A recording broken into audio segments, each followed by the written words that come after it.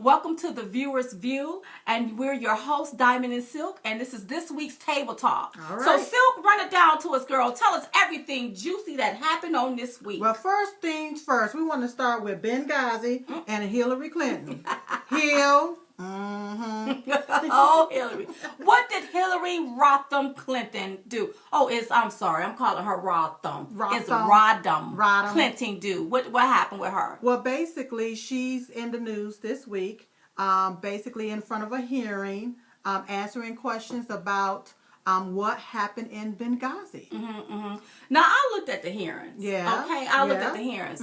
You know, it looks to me that she could possibly be hiding something. Oh, yeah. She could be hiding something. And when I looked at her, you know, sometimes she almost seemed like distant, like, why am I here? Right. She was playing with her little paperwork. But, you know, this is a serious issue. Exactly. People died up under her watch. Exactly. And she seemed non-concerned. She seemed non-concerned. Yes. And that's not good.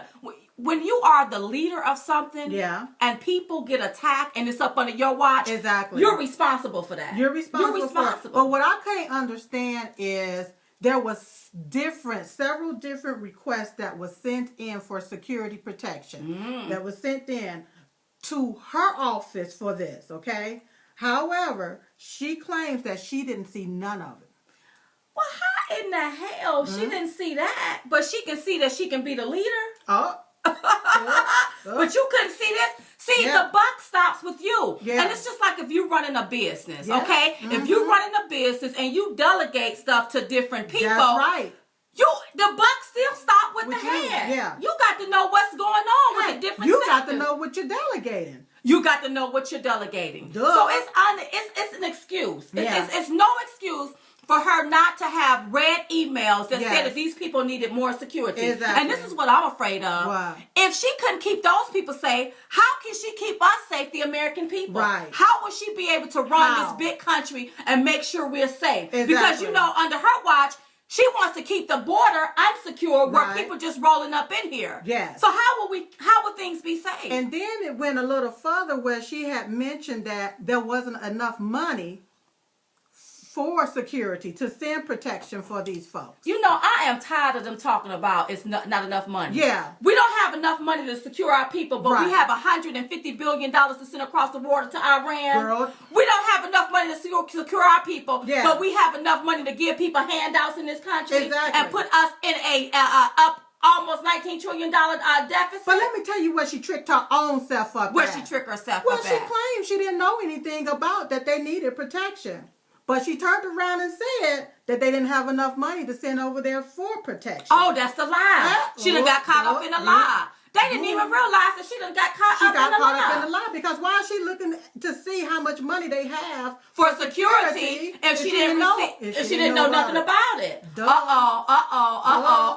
Well, I looked at it, child. I looked at it all day and I just shook my head. I said, I'm sorry. The buck stops with her. Yes, and this is why we don't need another Clinton running this country. That's right. This lady feel like she have a sense of entitlement because she's able to go sit in her beautiful home behind her picket fence and she can be comfortable and mosey, but you got lives that's gone. Well, that's what she did whenever everything was going down. She went to her house. She went to the house. She went to see. That's exactly. And you know, she basically said, "Okay, just let me know if you need me for anything." Basically, was what she told to the person that she delegated everything to. But if England, if they knew to pull their people out, they knew something was coming down the pipeline. That's they right. Knew it, and they pulled their people out and protected their people. Why couldn't Hill do the same thing? And not only that, but the Red Cross. The Red Cross said we're gonna pull our people.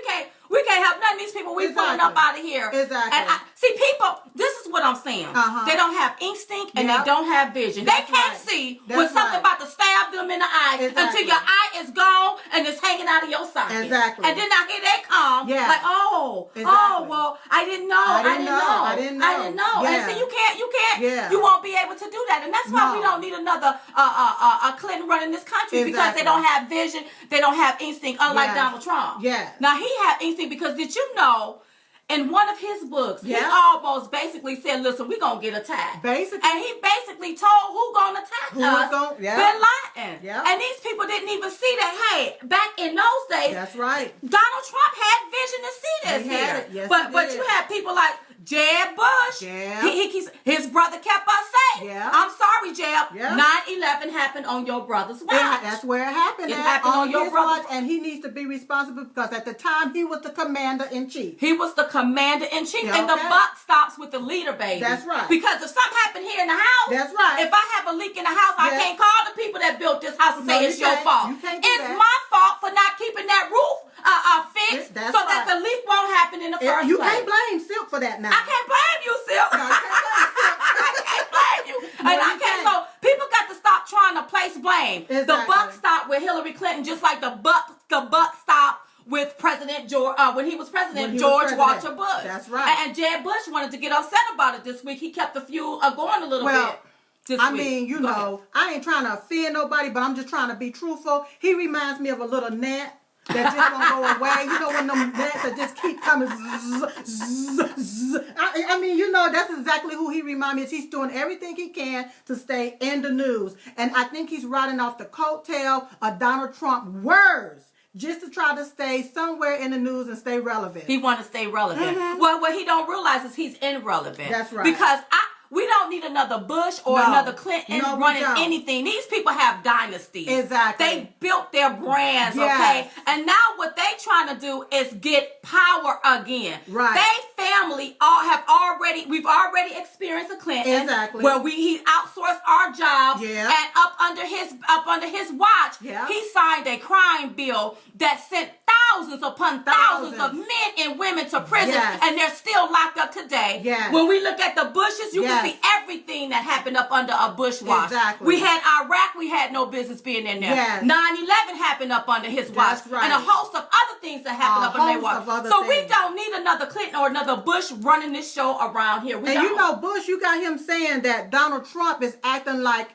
he's playing a role as the president. You know, that he thinks he's on a reality show. But you know what?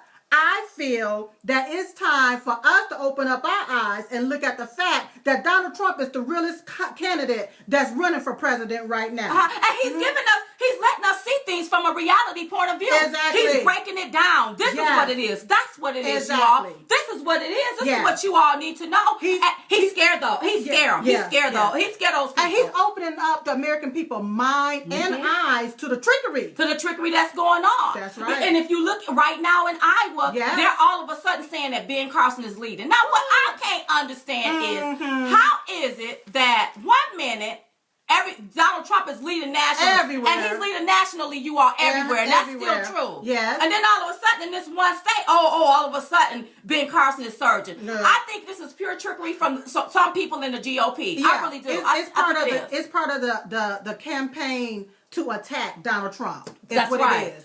And these people are spending millions and millions of dollars to try to take down the Donald. Yes, honey. But what y'all need to go take your play. Yeah. Go look at Mitt Romney. Exactly.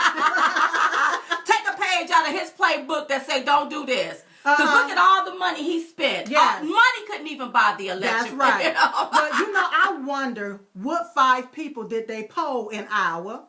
And I wonder, what did they say to him? Well, maybe they asked a question like, who's the most soft-spoken president? And maybe that's why they picked Carson. Well, hey, Carson is very soft-spoken. He's very soft-spoken. Because Trump, he going to speak where you going to listen and hear what he got to say. But that's how you have to be. Exactly. And you have to have vision. And you have to have instinct. Yeah. You have to have instinct. Hey, they may have asked those 5 folks, which candidate can dissect better. So that's probably some of the questions that maybe they asked on that poll. Right. And that's why he's leading in that sense. Poll with them 5 folks. But nationally, Donald Trump is a leader. That's right. Donald Trump will be good on immigration. Exactly. Donald Trump will be good on bringing jobs back to this country. You know? Right. And that's why we need a businessman running things. Exactly. And I can't get enough of saying this here. He has vision and he's in tune with his instinct. instincts. It's like, wait, whoa. Yes. Whoa. Something ain't right here. Exactly. That's what I like about him. His intuition is there. He knows when something's about to go down, and he reacts to it. He takes care of it. He acts on it. He don't let it sit and fester. Right. And that's why we need a leader leading from the front, not from behind. That's right. And when you look at the Clintons and the Bushes, they lead from behind. Exactly. Look at how they placing blame. Well, I don't know. I didn't get the emails. I don't know. 9/11 isn't my fault. This, all that. But she deleted her email. Right. And one thing about 9/11 what people fail to realize, Clinton, up on the Clinton watch and Bush watch, they got intelligence. They knew something was going to happen, and they did nothing about it. Nothing about it. And you all know what? If we keep doing the same thing, we don't get the same result. That's right. If we keep doing the same thing, bringing in these incompetent career politicians, talking about they can lead our country, and think things are going to be different, that's right. Things are going to be the same way. And the sad thing about it is they've been in office for years. And ain't there. And when I looked at the TV yesterday and looked at Hillary Clay's face, you can tell she's been in there for years. For years. Yeah, you can tell. It's time for her to. We don't need you taking care of the White House, Hillary. Take care of your own house, baby. Go take care of your own house. Go home. Take care of your own house. We don't need you running things. No, we don't. You couldn't even handle that in Benghazi. That's right. We don't need you running anything in here because you setting it up for us to face another attack. I mean, just imagine that you know something's coming down a pipeline, something's going to go down, and you take your behind to the house. That's not a leader. That's not a leader. That's a homegirl. That's a girl that want to sit at the house, baby. Sit at the house. She want to go behind closed doors. She want to go behind closed doors when something happens. A leader needs you when something go down, in case you didn't know, honey. When something go down, they need that leader right there. Okay, they need that leader right there. Don't get it twisted. Don't get it twisted. Okay, now who takes this week bowl of stupid? Let me tell you who takes this week bowl of stupid. His name is Dennis Hall. There he is, Dennis. You have to take your behind to the bowl. To the bowl of stupid, baby. Bowl of stupid. We finna put you right there. Put him right there by Jeb Bush. Now let me tell you why he takes the bowl of stupid. Tell us why. Okay. Anytime you take and you want to manipulate somebody into renting out your room for $75,000 and it look like the budget in, you stupid. You stupid. Listen, I looked at, I wasn't going to say nothing about it. Well, you got to talk about it. Okay, but I got to talk about it. So the other week, Lamar Odom, something happened where, he was going to, I guess, rent out this brothel for $75,000. Right. And they ended up finding him in his room unconscious, unconscious. Right, and so they had to rush him to the hospital. Thank God he's doing okay now. That Lamar Odom is on drugs.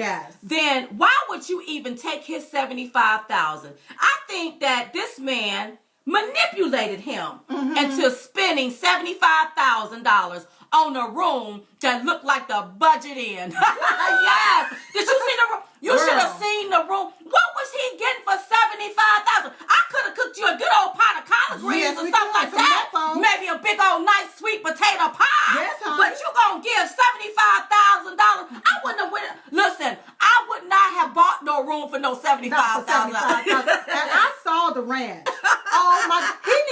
What Dennis need to do is take the $75,000, make himself a budget, and fix that place up. Fix it up, baby. Look like a shack. Look like a shack. And listen, since you basketball players, y'all want a ball like that, and y'all want to give people all y'all money to stay in the shack, I gotta share it out back. That's right. Give me $100,000, you can go out back and do what you gotta do. In the shed.